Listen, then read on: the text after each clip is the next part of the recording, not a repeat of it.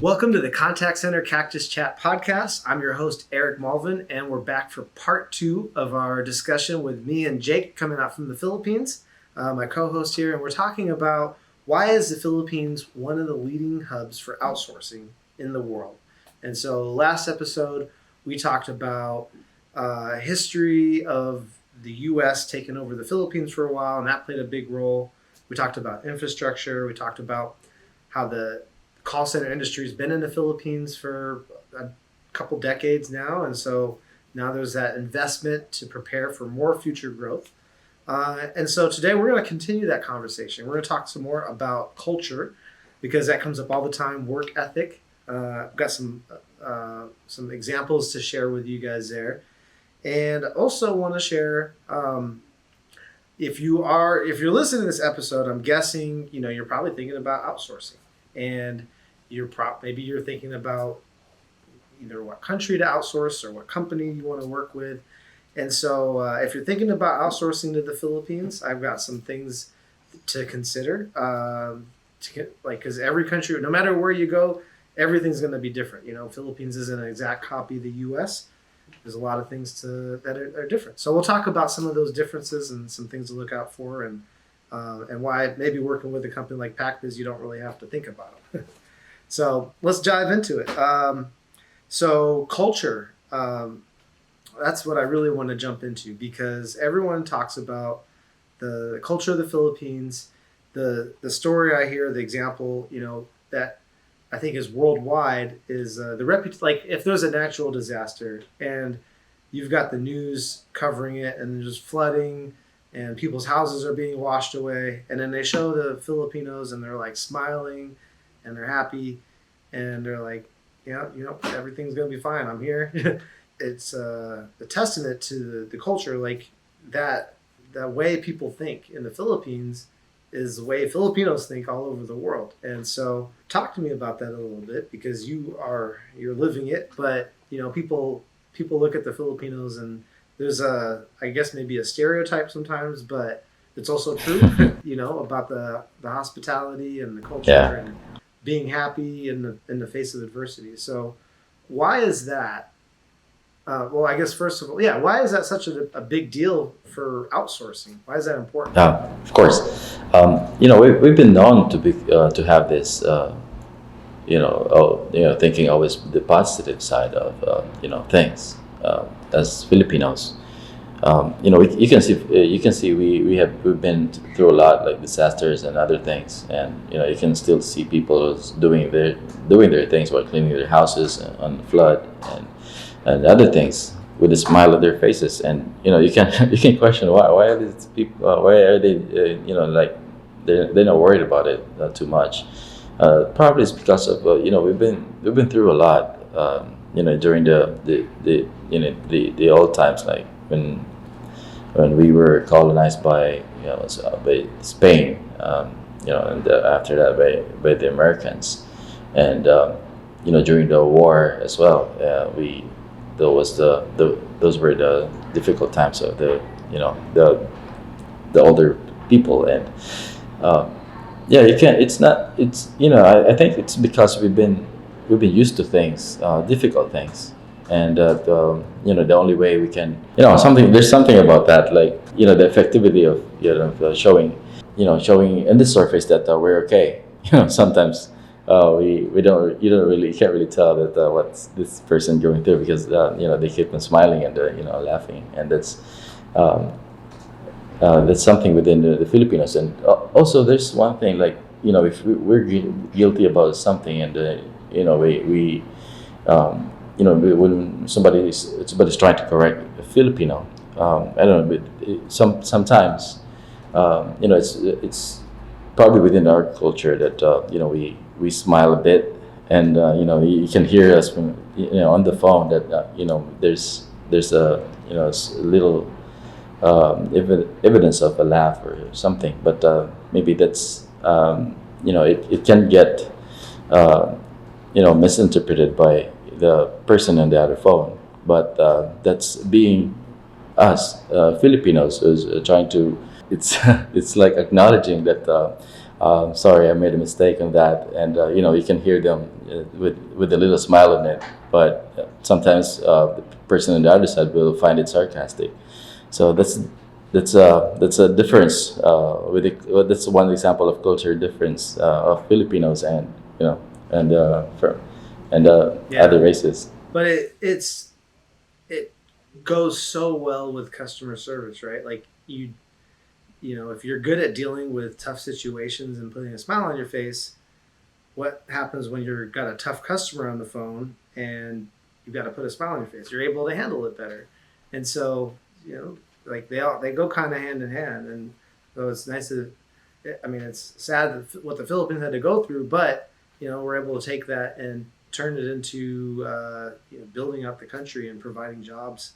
But those are real things. Like people, like they you're right, like about the smiling. I haven't heard that exact scenario, but I'd rather deal with that. That people are trying to be happy and to make the customer happy, because again, it's all about that customer experience. And what's happening these days, and I always got to tie in where I can, AI and what's happening, like the more and more calls are being automated. And so the call center jobs, like when you're dealing with answering the phones, now automation handles the easy stuff. So now we're handling the more difficult stuff. So more and more, if you're working in the call center in the Philippines, chances are you're probably handling stuff that was tougher than what people were dealing with 10 years ago, 5 years ago even. It's stuff that sometimes there's no point of someone doing this work. Like it should be automated. But so it does give Philippines a competitive edge when it comes to being able to handle those tougher calls, because that's where the trend that I'm seeing is that it is going to get tougher, that you're only outsourcing the hard stuff because the easy stuff a bot can handle, or they can do it themselves on their website. You don't need to talk to a person. Yeah, and yeah, it's been an effective practice, but it's also within us that we put that smile on our faces during when we instead of being angry. That's being a Filipino.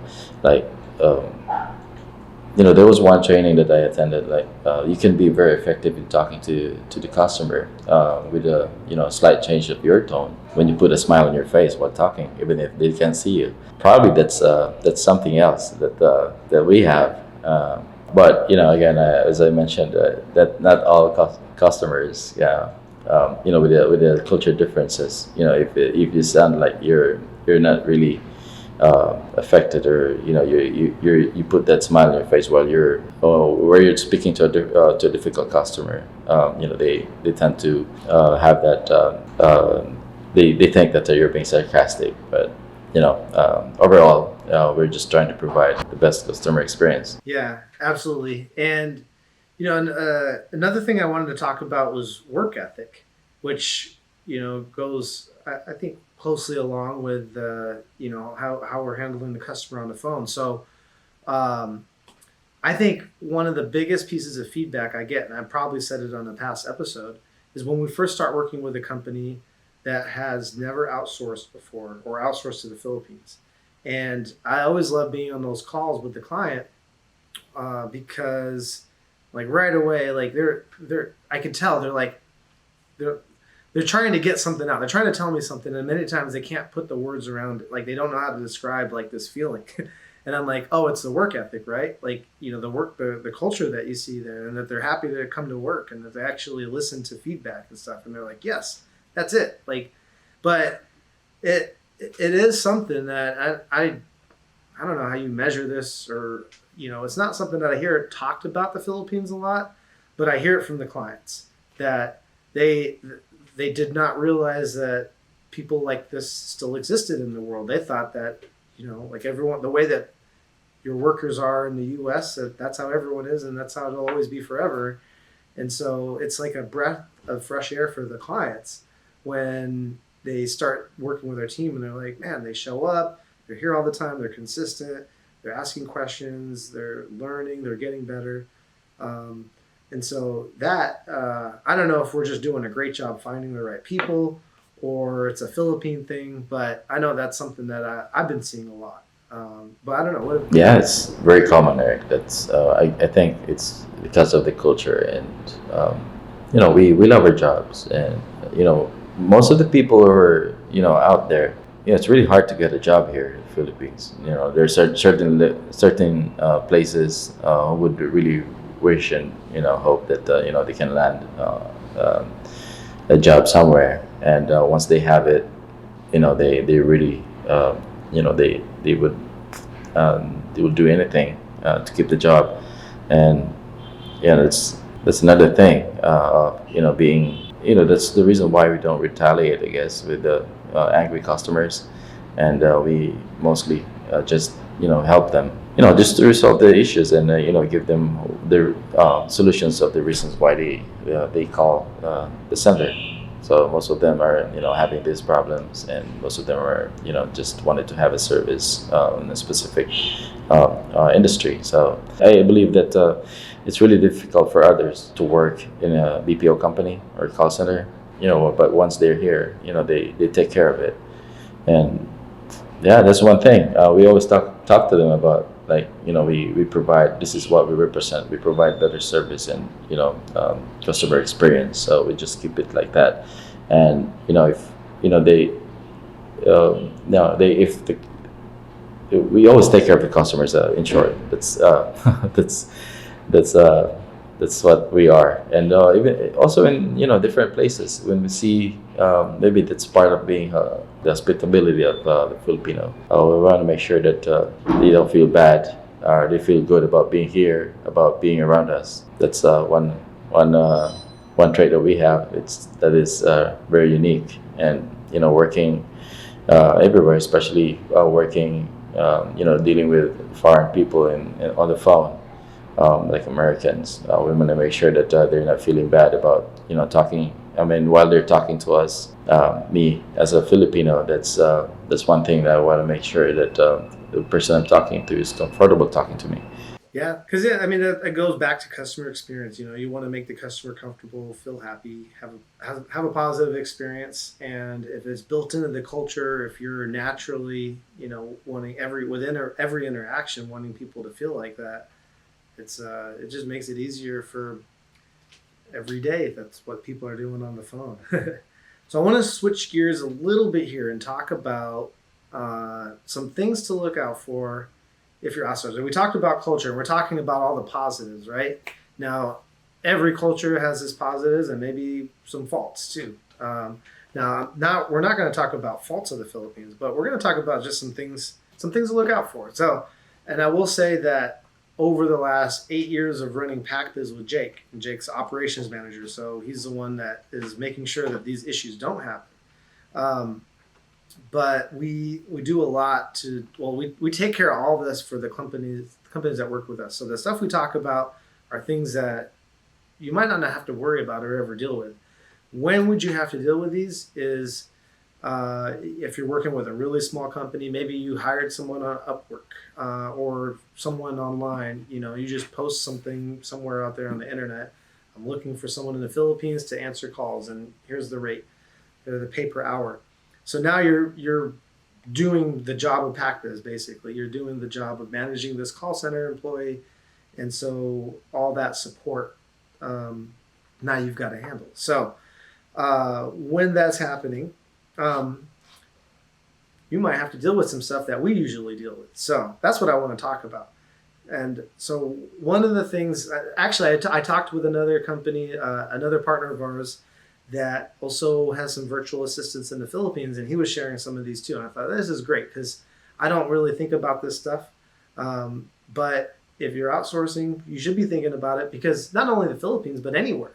Like, what's the weather like? What natural disasters do they have? I mean, if you're trying to pick somewhere in the U.S. and you were putting your business, if you could never go down and you have to be up and running all the time, like a data center, you might not want to put your data center on the coast of Florida, or if you're worried about earthquakes, and you might not want to put your business in California.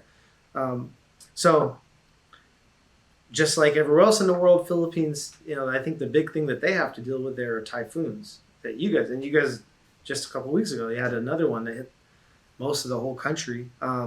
So the feedback I got from our partner here was like typhoons are real, and he didn't. They're just like hurricanes. It's just the Asian name of a typhoon or of a hurricane, but they're just as destructive. So tell me, why is that a challenge? Why are typhoons and hurricanes? I mean, it's obvious, but why is that something that people need to look out for? Yeah, because Philippines, it's its location, it's facing the Pacific, where most of the typhoons are, they start from the Pacific Ocean most of the time, and they they're unpredictable, of course, and the last time we had the big one was 2 years ago, and it was really big, and that's something, because we've been prepared with heavy rains, typhoons, but not with the big one. I mean, that happened 2 years ago, that we were out for days, and and on the client side, I would imagine working with someone, relying my business to that outsourcing to that company, and them being out for several hours or days, but yeah, we've been really planning so many things to prevent that from happening. Thanks to the internet, which is really improved, that we can have it directly to through that Starlink. If people are aware of that, so That's what I was going to mention. Yeah, we've been investing in the infrastructure there, but again, like you're a freelance person, you're hiring from home, isn't going to be able to afford the gear unless you buy it for them and pay for their monthly bill. But they're not going to have the gear to invest into that. And so when there's those power outages, when there's those issues, if you got someone working from home, it's something you got to look out for. And we've been able to combat that, or we have our IT team that's making sure that if they're working from home, that they have backup internet, backup power. It's not really a challenge. It's just when you're hiring someone freelance to work from home, that could be something to look out for. Typhoons and one thing that I learned with that storm that hit 2 years ago, you always see on the news like all these homes are wiped out, and you think like, man, it seems like a lot. Like, how did so many people lose their homes? Like, I see the homes in the Philippines. They're like solid cement walls. Yeah, they're like crazy, way overbuilt compared to the U.S. But these aren't the homes that are getting knocked down, right? Like the homes that you see, which could be the people that you have working for you. I know it impacted some of the employees at Pac Biz, but this isn't your brick home, right? Why is it breaking down? yeah, and having to have the the office as a backup place where we come and report back to the office if during those times, especially because we That's yeah, true. Yeah. it's People come, yeah. With the last storm, that's what happened. Everyone came to the office, and if you don't have that with backup internet, backup power, then there's no place for them to go. But for those workers, I wanted to mention, what happens is what I found out, which again, we're trying to educate our listeners here. And I always wondered, how did that work? How did everyone's homes get destroyed? It's because they're built out of light materials. Because I was amazed, like within a couple of weeks, I thought those people that lost their homes needed help. And now it's not the case for everyone, but I know for some of the employees, because it was light materials, they were able to put it back together relatively quickly, which I thought was just interesting. But it's just that's a challenge now. And then if you have your worker living in a house built out of light materials and the wind blows it down, they might not be coming to work for a couple of weeks while it gets rebuilt. They might have to be putting it together again. So, right? I mean, am I right here on these stories? Do they sound accurate? yeah, and it's just so unfortunate that some some homes and families are not being built to withstand the strong winds, and of course their location, if they're in the wrong location, they would be affected by typhoon. So it's if you're working, if trying to outsource, you just need to ask those questions as well. How are we how are we doing it when when these things would happen? Like what are the backup plans? And of course, you can also Great point. you can also limit the Yeah, exactly. things that you can give them. Like you can't just be relying on them. Maybe just give it to others. Like the reliability of being on that bad spot is in comparison to having an office is it's there's a big difference there. So those are the things that you can check while you are trying to work and save a little bit. Just going directly with with a freelancer, or just working directly from someone who's working from home. Yeah, or any company that you're outsourcing with. These are great questions to ask. Like, when's the last time that your office went down, and for how long, and what happened? Why is that?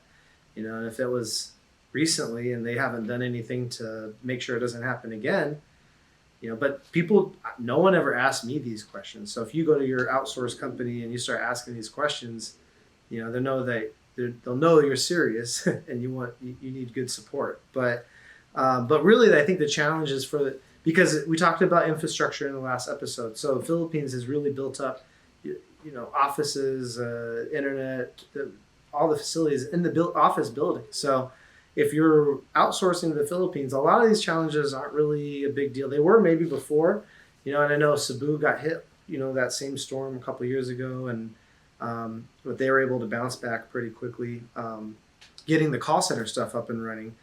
The neighborhoods and the homes, that's another story. But yeah, so that's something to look out for. Another thing that I want to talk about, if you are hiring directly, if you're working with an outsourced company, this should never even come up as a conversation. But 13th month pay. So if you're not from the Philippines, so explain to people, what is 13th month pay? Yeah, that's the pay that they're gonna get at the end of the year, equivalent to a 1 month pay. So basically, that's a bonus. So they receive that every end of the year. So that's what we have. I believe not all the countries have the 13th month pay. Yeah, it's part of the culture. We have a Christmas bonus. It's not mandatory. It's not in the U.S. Constitution, or it's not in the Constitution. But I know it's Philippine law that you have to do the 13th month pay. Yeah, and I believe other companies are doing really good, Eric. They have this 14th month pay, so they receive 2 extra month of pay at the end of the year. So yeah, they get to enjoy more, a lot of extra money to buy something that they want. So why do you think if you hired a freelance person in the Philippines, and now I think it might be a little different though. I mean, if you have a freelance person, I don't think they expect they don't expect this person in the U.S. necessarily to do the 13th month pay, maybe, but they might. So I've seen this scenario come up where you get to the end of the year and you haven't budgeted for it. I mean, it's 1/12 of what you paid them all year, and that could be a lot in expenses if you have a lot of labor and you didn't budget for it. And I mean, I'm sure you had friends that didn't get their 13th month pay. Maybe they were doing customer service somewhere, and the employer was not based in the Philippines, and they didn't know about it. But I know when we first started Pac Biz and the taxi business, I didn't know about it either until I think maybe it was like 2 or 3 years in. It was one of our managers was like, Eric, we usually get a bonus here, and I started learning about it. But those are the things, if you don't know about that, like we deal with all that, so there's no extra bonus that the client has to pay. But if you're working freelance, that could become a big deal, Mhm. right? You're not getting that. Or yeah, those are, you can feel the energy of the people every December. They got that, and they started posting in Facebook, like, this is what I got, those things. And if you're working with someone and directly, and you're not getting the things that you're supposed to have, and you're working with a company, a BPO company. So that's a difference. And maybe it has, somehow it affects people who's working, like, I'm not getting what others are getting, and those things. But it just depends. But those are the things that you would expect, working working with a company. And maybe if you're outsourcing and working directly with someone, you would be expecting that kind of conversation somewhere. Yeah, and then because we're kind of getting to the end of this episode here, to wrap it up, no matter where you decide to outsource, these are really important questions that you should be asking, or you should be looking into it, because there's a whole other culture there. Even in a place like the Philippines that's really closely aligned with the U.S., there's still differences. And those differences, if you understand those differences, and you might be able to take better care of your employees, they're going to in turn take better care of your customers or whatever you have them doing. And so, whether it's the Philippines, whether it's Colombia, whether it's the Caribbeans, Pakistan, wherever, those are things like, think about your workers, and, think about those cultural differences. And sometimes those cultural differences can help, and they could make that experience better for your customers. And sometimes they might be something that you'll have to work around, that might not help, but you can work around. So, any last thoughts here, Jake? Yeah, it's just that if you want to, starting a business, if you're a business owner, you should be, or you should love your business. And if you want to make sure that you will be taking care properly, with all the things that should be there on a company that you partner with, when you're outsourcing. Make sure to ask the right questions, and make sure that the interruptions and the outages are being answered or being addressed. Yeah, I know every minute counts during calls. Customers will call, just to talk for for a few seconds or a minute. Getting the business, getting a business by talking that short. And if you're outsourcing to a company that has could potentially be out for hours or days, with all the things that that's going to happen around. You better ask those questions just to make sure that the outages are being controlled or shortened. So that's the best way to be more effective. So just asking those questions. And of course, if you're listening to listen to us, Eric and I, most of the podcasts that we talk about these things. So you can get great points by listening. Yeah, so thanks. Yeah, go back, listen to some old episodes. We cover a lot of this stuff, and what to look out for. And so, but yeah, and if you want to learn more about outsourcing, about managing call centers, or managing your call center vendor, customer experience, listen to more episodes. We're going to be talking about that. And I've got some really exciting guests coming up too.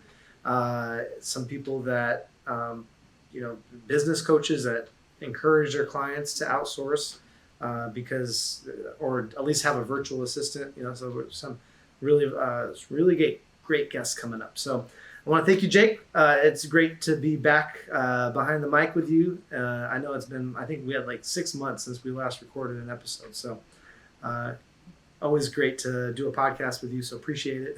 Yeah, same here, Eric. Thanks for the opportunity, and just trying to based on experience, trying to share my experience here about how to do things right in outsourcing. So I'm glad to help. All right.